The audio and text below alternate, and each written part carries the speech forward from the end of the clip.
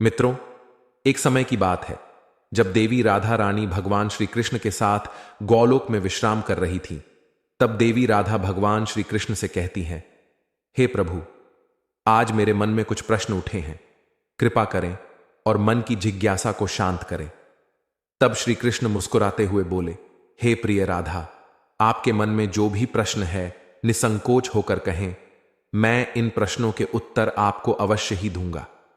मित्रों, तब राधा रानी कहती है, हे प्रभु, मेरे प्रश्न यह है कि किस श्राप के कारण महिलाओं को गर्भवती होना पड़ा तथा केवल नारी जाति को ही गर्भवती क्यों होना पड़ता है। प्रभु, ऐसा भेदभाव क्यों होता है, मैं जानना चाहती हूं। मित्रों, तब भगवान श्री कृष्ण कहते हैं, हे देवी, आपने जो प्रश्न किए उनके उत्तर थोड़े विचित्र है, किंतु मैं आपको इसके विषय में महत्वपूर्ण कथाएं सुनाता हूं, उसे ध्यान से सुने।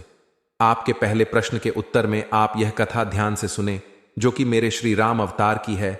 मित्रों, भगवान श्री कृष्ण कहते हैं, हे देवी राधा, वैदिक काल में हजारों आर्षि परमपिता ब्रह्मा जी द्वारा उनके वीर्य और तेज से उत्पन्न हुए थे। उन्हीं में से कुछ आर्षियों तथा मुनियों के पेट से देवों का जन्म हुआ था, तो वहीं कुछ के मुनियों के तेज से दैत्यों का जन्म भी हुआ था। हे राधा, ऐसे ही एक आर्षि सतयुग में हुए थे जिन्होंने औरतों को गर्भवती होने का दिया था। तब देवी राधा बड़ी ही आतुरता के साथ पूछती है, हे प्रभु, वे आर्षि कौन थे जिन्होंने औरतों को गर्भवती होने का श्राप दिया, और कौन थी वह संसार की पहली स्त्री जो एक आर्षि के श्राप से गर्भवती हो गई थी।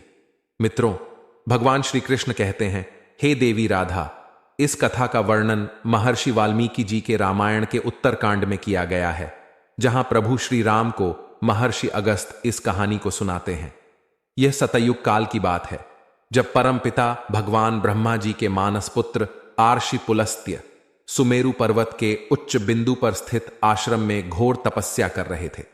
उसी समय आर्षि को अत्यंत कठोर तप करता देख अन्य हृषिक कन्याएं विचलित होने लगी, और वे अपने मन को शांत करने के लिए उन्हीं आर्षियों के समीप जाकर उनकी तपस्या में बाधा डालने लगी। तभी ऋषि पुलस्त्य जी ने क्रोध में आकर वहां उपस्थित सभी कन्याओं को श्राप दे दिया कि अब जो भी उनके सामने स्त्री आएगी, उनकी नजर पड़ते ही वह कन्या गर्भवती हो जाएगी। मित्रों, भगवान श्री कृष्ण कहते हैं, हे देवी राधा, ऋषि पुलस्त्य जी की बात सुनकर वहां मौजूद सभी स्त्रियां डरकर वहां से भाग गईं। लेकिन ऋषि बिंदु की कन्या को ऋषि पुलस्त्य के श्राप के बारे में कुछ भी जानकारी नहीं थी। इसलिए एक दिन वह अपनी सहेलियों को ढूंढते हुए अनजाने में आर्षि पुलस्त्य के सामने जा पहुंची। आर्षि पुलस्त्य उस समय वेदों का पाठ कर रहे थे।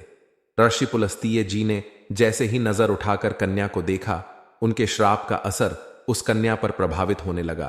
तत्काल ही उसका शरीर पीला पड़ गया और वह गर्भवती हो गई। अपने शरीर में इस तरह का परिवर्तन देखकर आर्षि कन्या घबराकर अपने पिता के पास पहुंच गई।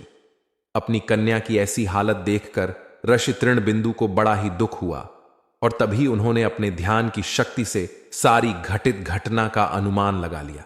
जिसके बाद वे अपनी कन्या को लेकर आर्षि पुलस्त्य के पास गए और कहा, हे मुनीश्वर, आपको हमारा नमस्कार है।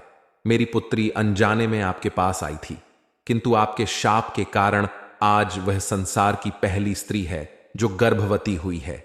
मेरा आपसे निवेदन है कि आप इसे भिक्षा के रूप में ग्रहण करें।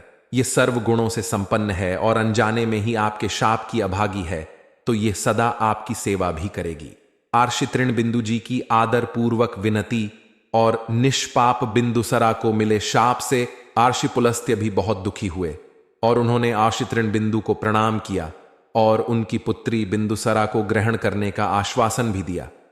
फिर उसके बाद पुलस्त्य जी ने उसे कन्या को स्वीकार कर लिया, जिसके बाद वह कन्या आर्षि पुलस्त्य के साथ रहने लगी और उनकी दिन रात सेवा करने लगी।